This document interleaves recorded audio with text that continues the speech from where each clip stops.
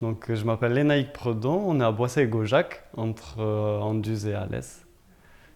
Et bienvenue à l'atelier.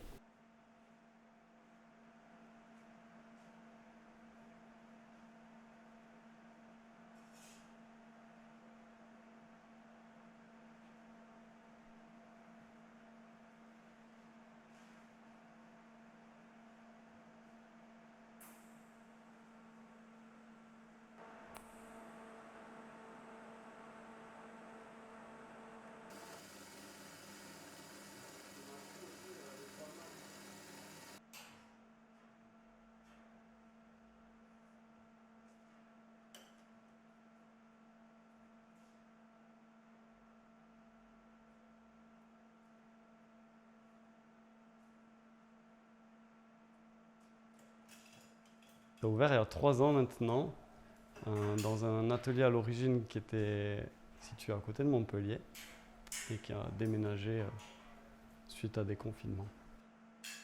Ici, c'est pour fabriquer tout type d'objets en métaux.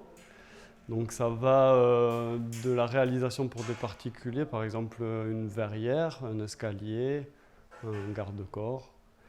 Ça peut être de la création, donc on va fabriquer sur mesure pour un dessin, de partir d'un dessin jusqu'à la réalisation.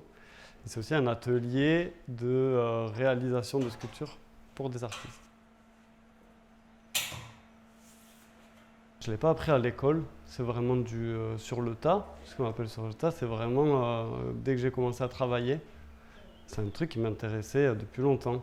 Et c'est vraiment le goût de voir, on travaille avec les compagnons du devoir, qui ont cette vraie sensibilité de l'apprentissage et du partage. Et là-dessus, ils ont été très généreux, quoi. Ils m'ont appris beaucoup de choses. Voilà.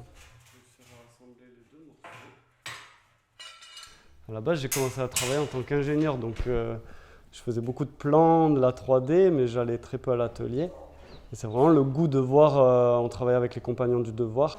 J'ai pas fait de stage, mais j'ai travaillé avec eux pendant 3 ans, chez Enzyme Design, l'entreprise à Montreuil, euh, qui fabriquait des sculptures pour les artistes. À l'atelier, c'était que des compagnons, et du coup, j'ai appris à travailler avec eux.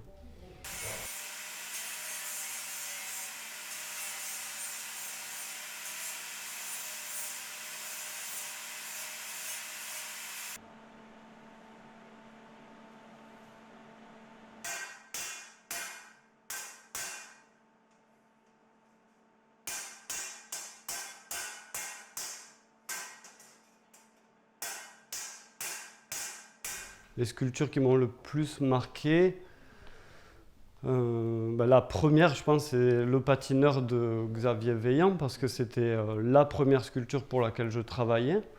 Euh, et du coup, d'une taille aussi qui est hors norme, enfin, qui est plutôt, oui, qui est assez imposante.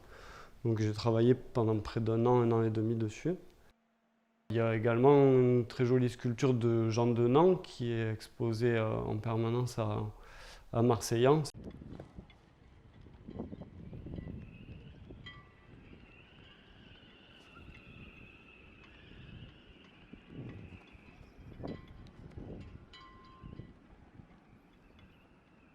Et ensuite, à moindre mesure, mais qui m'ont marqué de la même manière, c'est les premières sculptures que j'ai faites en indépendant.